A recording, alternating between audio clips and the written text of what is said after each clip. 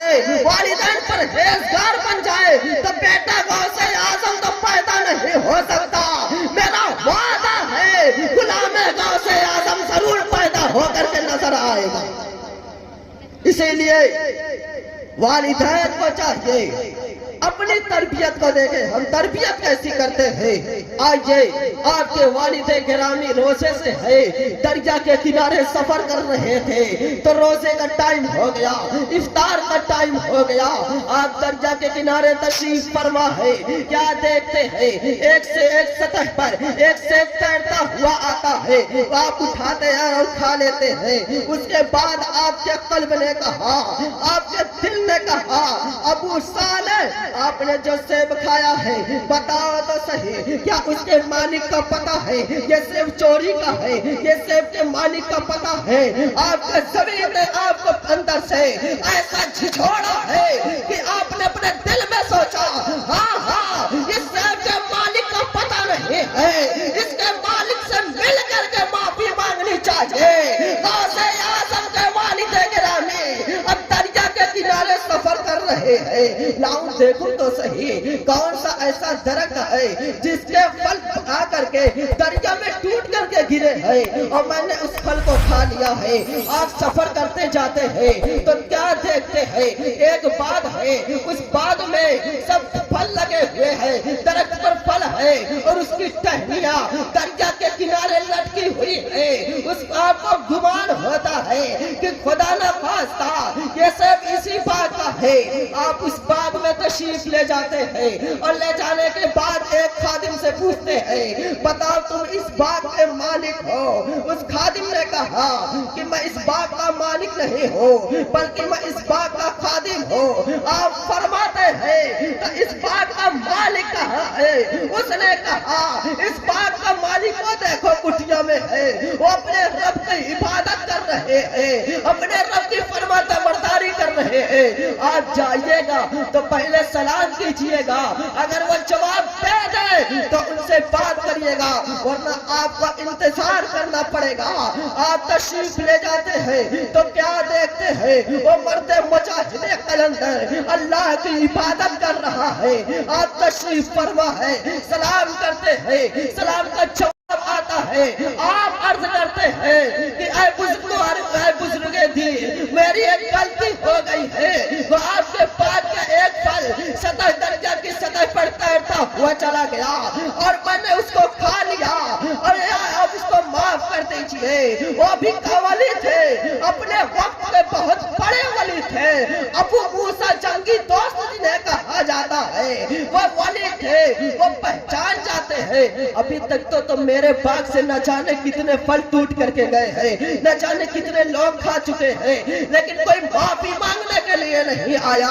لیکن یہ کیسا نوجوان ہے جو ابھی نوجوانی کی عمر میں ایسا معافی مانگنے کے لیے, یہ تو تقدیر الہی کچھ اور کہہ رہی ہے. آپ فرماتے ہیں آپ نے بہت بڑا جرم کیا ہے, آپ کو اس کی سزا ملے گی. آپ فرماتے ہیں کون سی سزا؟ اس کے بعد بزرگان دین نے کہا کہ آپ کو میرے باپ کی خدمت کرنی ہوگی.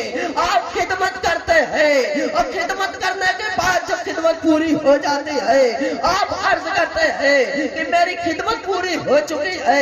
اس کے بعد ایک شخص لگا دیتا ہے بتاؤ ابھی آپ کا ظلم معاف نہیں ہوا ہے, آپ نے جو ایسی خطا کر دیا معاف نہیں ہوا ہے. آپ فرماتے ہیں آخر کون سی میں ایسا کام کروں جس کی وجہ سے میری ساری خطائیں معاف ہو جائے.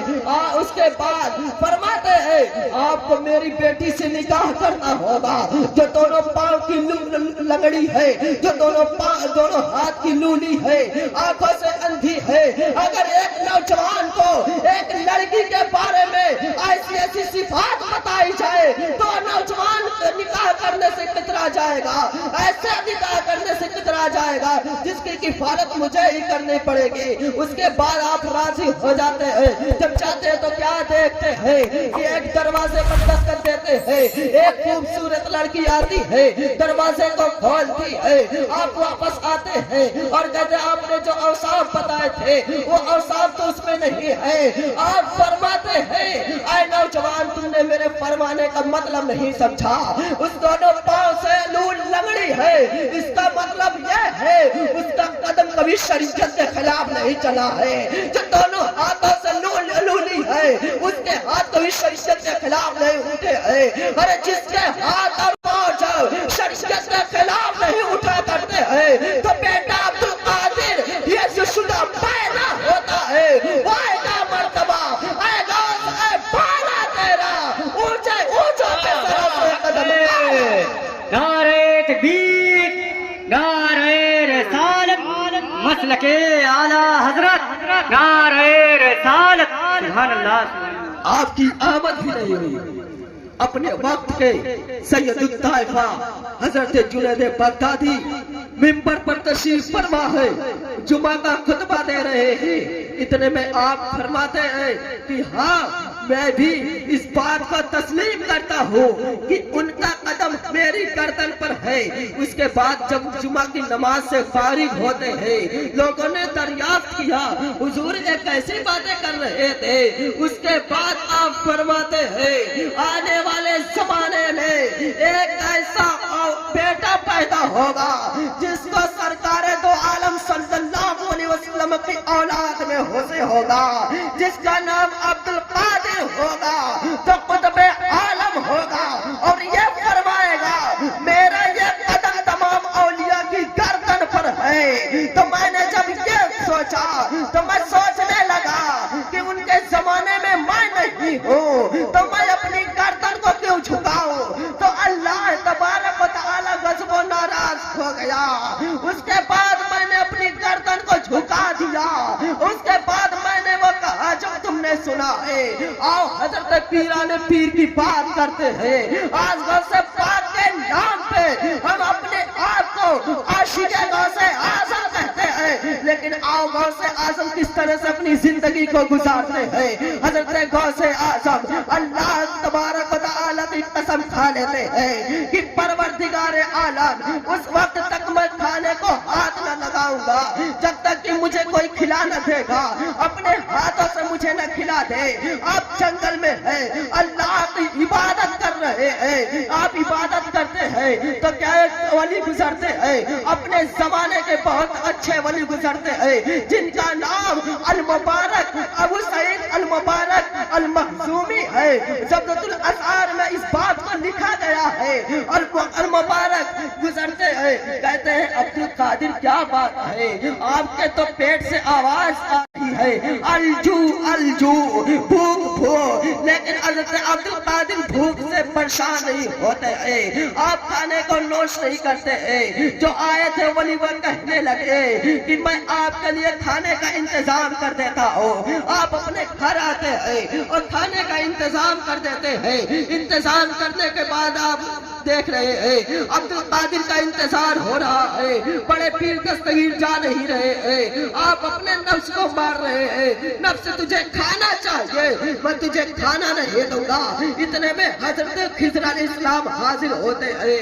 हजरत अब्दुल कादिर जिलानी रज़ी अल्लाह तआला अन्हु के पुश्ते मुबारक पर अपने हाथ को रखते हैं और सहारा देकर कहते हैं चलो आपको उनके घर चलना है, चलो अबू मुबारक के घर चलो।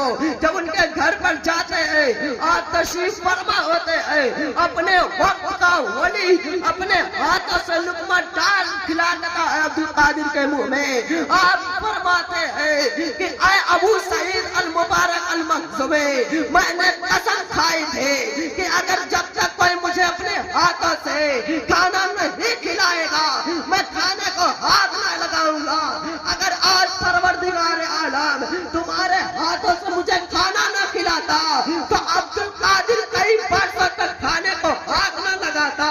इससे पता चलता है इंसान जो अपने नफ्स को मार दे लोग बहादुर उसको समझा करते हैं, जो अखाड़े में पहलवान को लड़ा दे لیکن آپ کو بتاتا چلوں بزرگان دین کہتے ہیں پہلوان وہ نہیں ہوا کرتا ہے جو اکھاڑے میں اپنے سامنے والے کو پٹک دے، بہادر وہ ہوتا ہے جو اپنے نفس کو پٹک دے، وہ بہادر ہوا کرتا ہے۔ آؤ وقت کے بڑے بڑے ولی حضرت غوث اعظم کی گیت گاتے ہوئے نظر آ رہے ہیں، وقت ہوتا تو میں تفصیل سے بتانے کی کوشش کرتا۔ آئیے میں حضور صلی اللہ تعالی علیہ وسلم کا نصب پاک میں حصول برکت کے لیے پڑھتا ہوں، ملاحظہ فرمائے۔ سبحان اللہ، درود پاک پڑھی، اللہم صلی اللہ علیہ وسلم محمد